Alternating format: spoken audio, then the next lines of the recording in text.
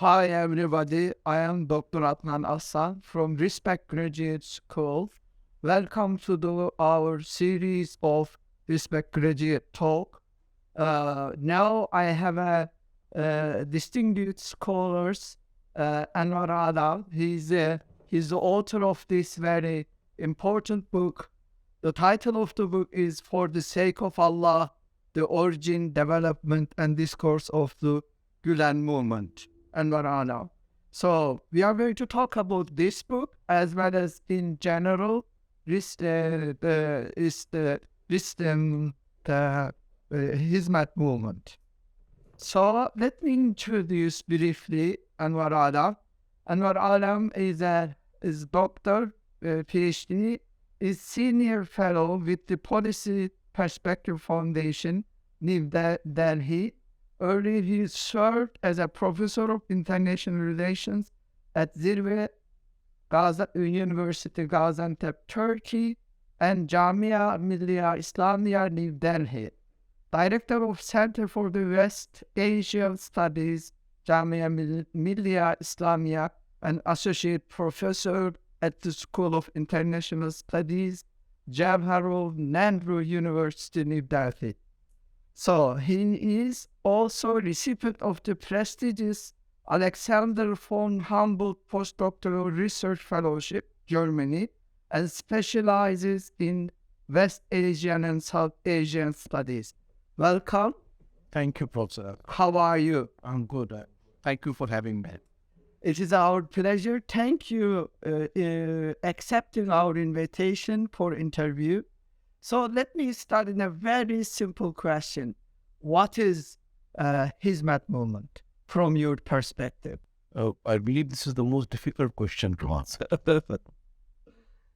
It is the most difficult question to answer in a sense is that it really varies from those who are participants, those who are writers, those who are commentators. Hizmet is more about experiencing it rather than defining the Hizmet movement, actually. I see. So what you find is that even Fatehullah Gülen has not written any book about what is Hizmet movement as such, what are the properties, what are the features, and what are other things actually.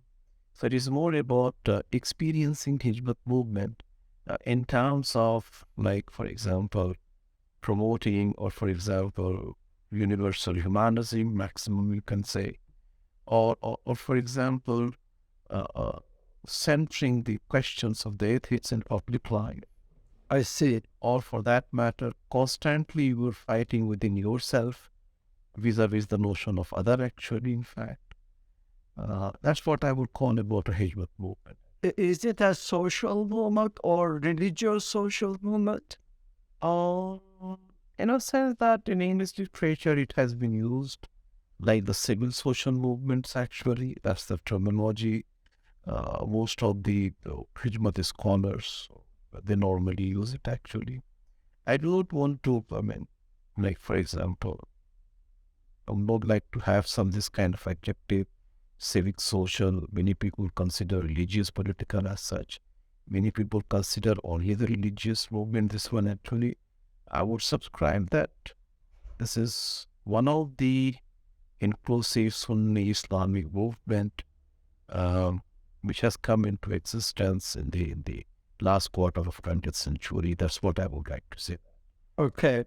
So you emphasize on the experience. So tell us about your experience in Hizmet Movement as an intellectual and scholar. Well, all I can say is that this is the project that I started working on 2010. That began actually. And at that time, I would certainly say is that I was looking at the social and the political realities and the changes much more with a Marxist perspective, actually. Not very sensitive about the religious, or probably never thought that religion can also produce the social good, actually. It is just by virtue of my research that I engaged with the Hizmet movement, or Gülen movement as it is popularly called, in Turkey, and in the process of exploring or conducting my field work. The kind of the educational institution that the Hizmet movement developed, and the universities and the dormitories and many such media and many, they were not only in terms of the modern, but it was the perfect blending of these modern sensibilities with the humanism. I must say the entire working condition, because I also got an opportunity of working what has been said that Hizmet link or Hizmet inspired universities, but it is not that Hizmet own these universities, Hizmet own these. Yeah, it is nothing like this actually. Yeah, in any social movement, there are people who would like to donate, who would like to build. They are just inspired. You could be inspired by any individual. So that's how it is actually. But yes, these universities appear to be, for me actually, was far more enriching. I would certainly say that my association with Fatih University or Zilwe University, I would say it was the best ever experiences that I had in any of the educational institutions. Why? Because they were not mere, I would not say they were very branded. They were in the process of becoming, so I would not say that. But what I would say is that its focus on the, its focus on the, I would say that responding your human needs. I found administration very much sensitive to that human conditions actually. I do not know about others, but it did happen to me actually. I see. So, You appreciate that. Yeah, I deeply appreciate that, because normally what happened is that this modern word called system is normally very insensitive. I see. To the human needs, to the human emotions, to the human sensibilities, or to the human particular circumstances. A system is all about, I would suggest that what is called objectified rules and regulations. Yeah. A system is all about hierarchy. A system is all about technicalities. Yes. But then the human situation demands a different applications. So from that point of view, this Hizmet, well, if I have to say, or Hizmet inspired, was certainly far more humane than many of the other universities which I have worked. I see that. Also, you had also very enriching experience with the ordinary people in Hizmet Movement. Yes. You met many of them. Yes. And so how this experience affected you? Yes, to the course of conducting the interviews, I come across with many Hizmet volunteers of a different age groups actually, and of a different class background, and of a different regional backgrounds actually. And I would certainly say that, that they never gave me any opportunity. I never had any, I got to any opportunity to any inconvenience or to make any complaints. They were always willing to help me, support me. And I would certainly say they're the most humble, they're the most peaceful people I have ever come across. They were the most trusted people I have ever come across actually. And Hizmet movement is all about building trust. In fact, many people has tried to, understand Hizmet movement in terms of, compatibility between Islam and modernity. I really do not see that way actually. But rather, for example, that on many points, Fatihullah Gülen and Hizmet movement itself has a reservation towards the idea of the modernity, in the sense of that if you look at, for example, 400 years of the history of the modernity, if there are really two things that it has really destroyed, one is the idea of a trust, and the second is the idea of love. Mm-hmm. Modernity has destroyed both actually. It's very significant. So you see that Hizmet is re-established. Absolutely. And Hizmet is basically centering on these two discourse, love and trust. Love and trust. So therefore, sometimes I'm wondering that where is the question of compatibility? I see. This love. That's really, really significant. So my next question is going to be about the long-term consequences of the Hizmet movement for the globe as well as for Turkey. And let us see, for example, that in what way, I think that the precise questions would be like this, that in what way Hizmet is making a unique contribution to the educational field. Or in what way? Hizmet is not the only player in the education. Yes. There has been many social movements before and afters. Social movement, religious movement, NGOs, church, even the political parties run their own schools and educations and the universities. So true. I would not take a position that it is only Hizmet which is the educational movement. What is the unique contribution would be for you? I think I think is that I have not. I have the opportunity of visiting Hizmet schools in different countries, at many places, but I have not looked at very closely their curriculum. So I would not be in a position to say that. But whatever my interaction with some of the volunteers and some of the teachers in the field through my interviews and this and that, what I have come to know is that like, for example, unlike, for example, let's say, for example, that the Western experiences about educations. So the West really produces a very high degree of professionals, and a very high degree of this specialized knowledge, actually. But despite that education breakthrough, the West really could not prevent First World War, Second World War, Holocaust. Or these are the facts, unfortunately. Right? So the whole idea is that what it is, this modernizing West ultimately collided among themselves, destroyed themselves actually. So what was that the role of education for the Western ideas of the world? Good question. What was that? Because that idea of education also leads to the colonization of the world. What kind of education was that? I think these are the deeper questions in the Joseph and the ideas of education.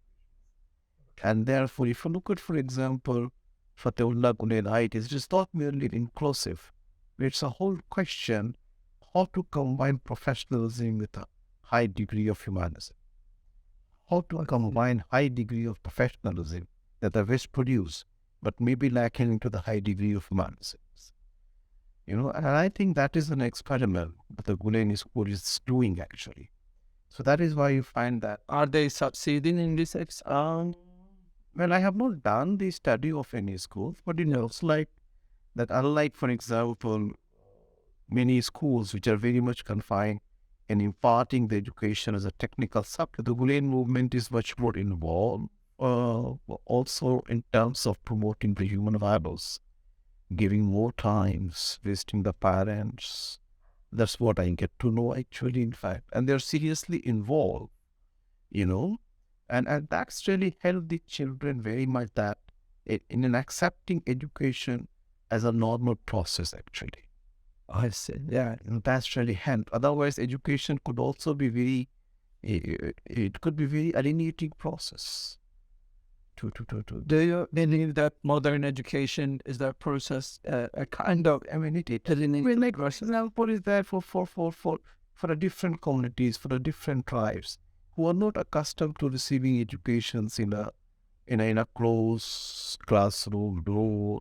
You don't have any other, and yet you are blaming all the time. But maybe they have a different kinds of perceptions. Yes. At least in the Gülen movement, I see is that they are very much open to the cultural reception of education. They are very much open to the different communities of a different kind of a cultural sensitivities actually. And the movement is very much open to that. And instead of fitting everybody in a one fit size or one rule kinds of media actually. Yeah. So that is the interesting part about the Hizmet actually. I see. So other question which I like to ask to you about in a very specific way. According to you, what would happen when the Hoca Efendi dies? So, well, I think is that, and this is the question that is in circulation within the Hizmet movements, people concerns actually with advancing age. But certainly I would pray to the God that the God give more long life. Inshallah. To Fatehullah Gülen remain healthy actually, give more life. Because, and I consider myself as fortunate enough to met him a couple of times actually. And every time I have found him perfectly healthy, and alert and this and that. But nonetheless, no, this is a serious question. Yeah. Everybody is speculating. And they are more speculating what has happened in 2016, where the movement, very extreme kind of the repressions. And I was going to ask as well, what is your reading of that? I come back to Yes, clear. to this question actually. And there is this internal fear among the Hizmet movement, whether the movement will disintegrate. Yeah. And Fatehullah Gülen actually.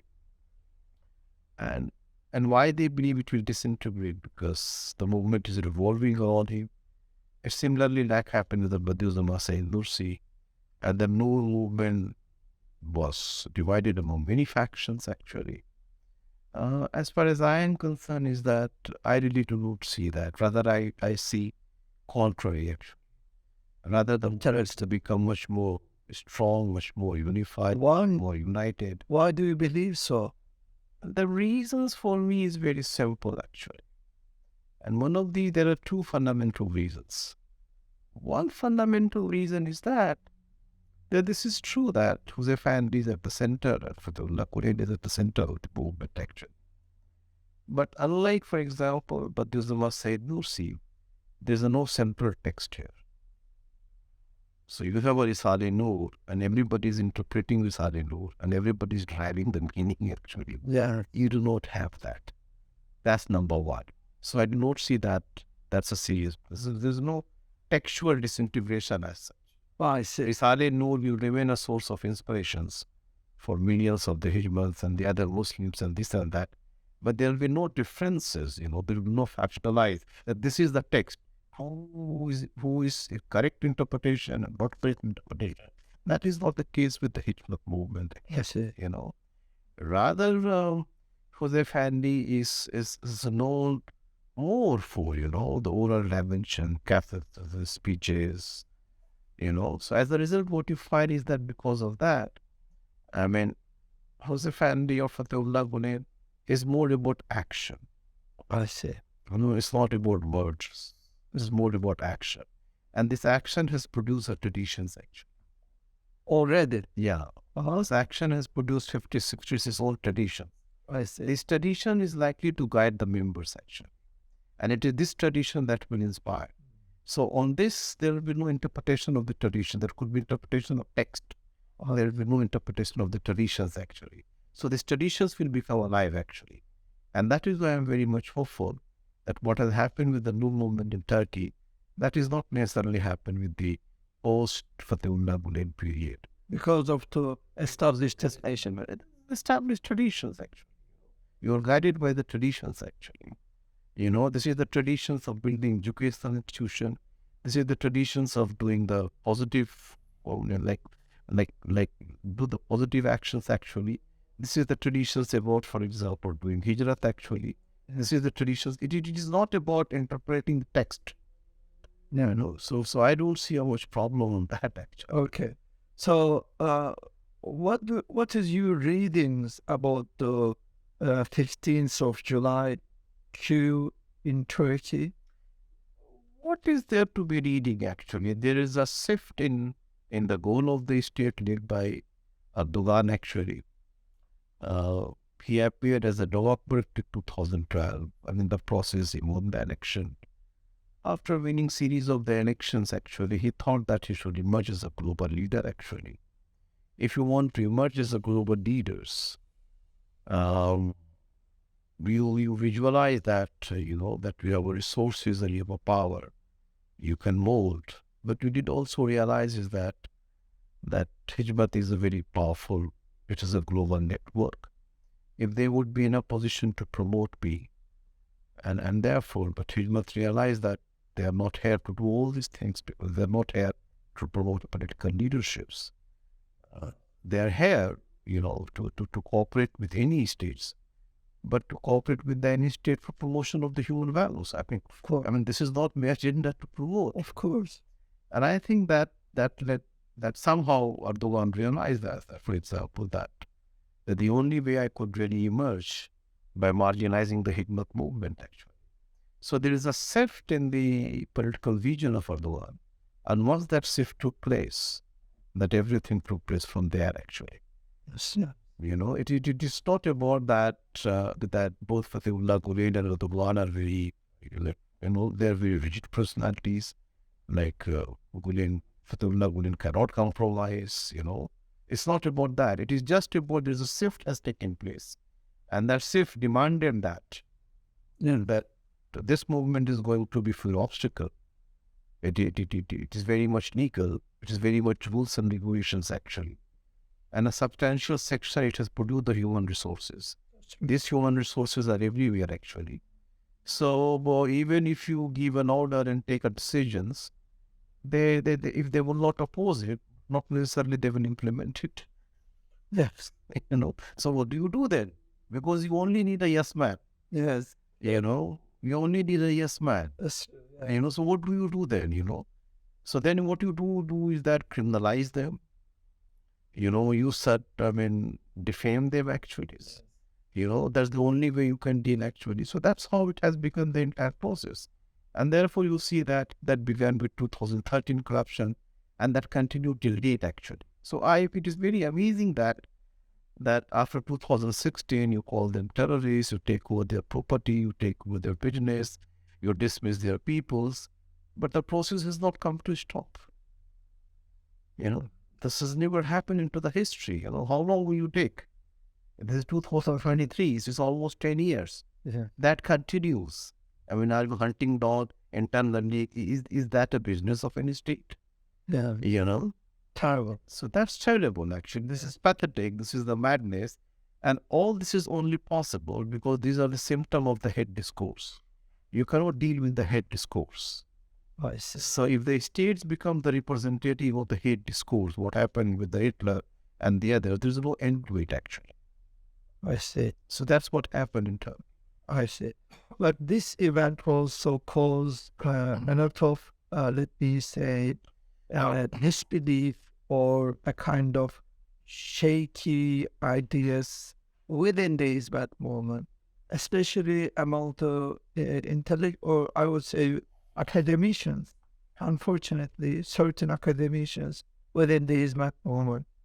They support very much. What would be the reason for that?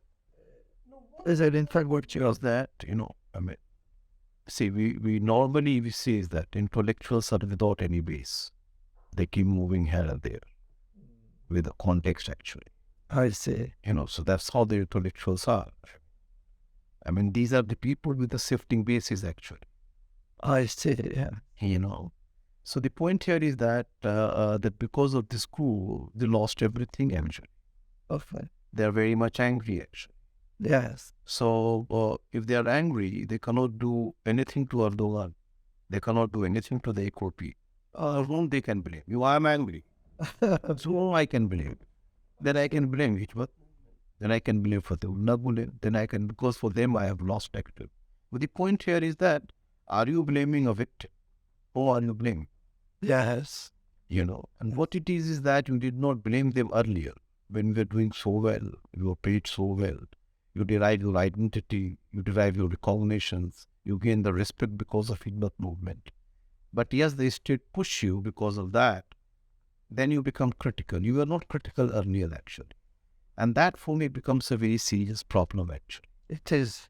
It is indeed. So it happens with some people, actually. We need not to pay much attention to that, actually.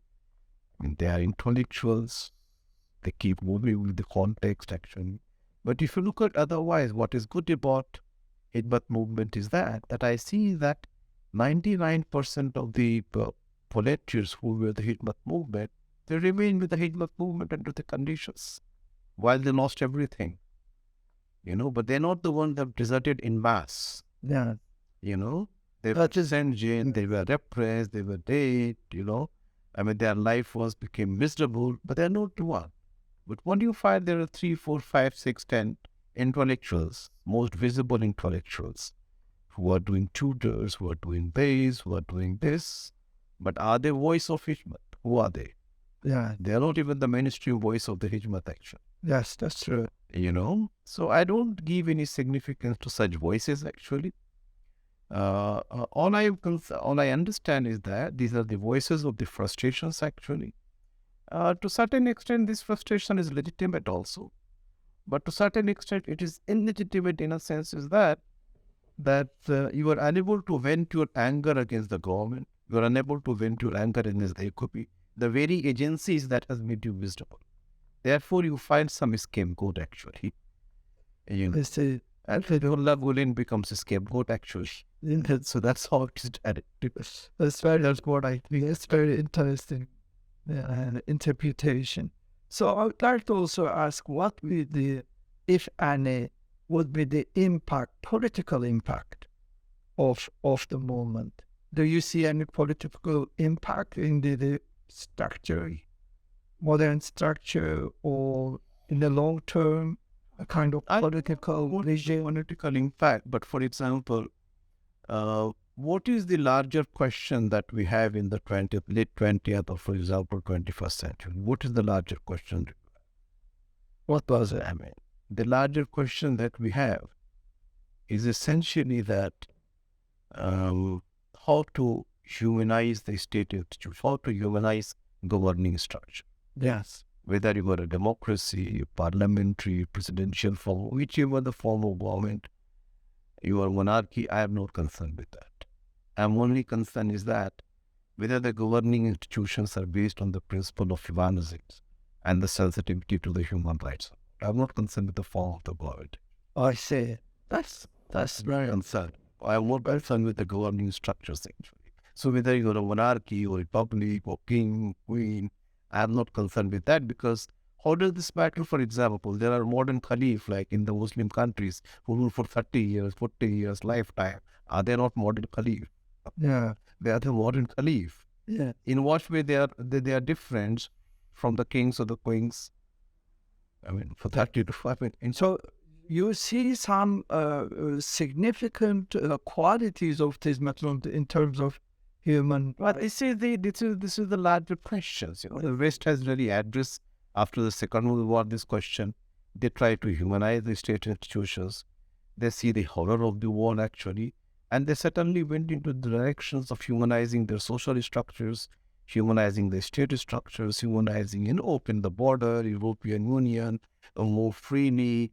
The France and Germany never trusted. Now they are trusting each other. So they have done to a large extent actually.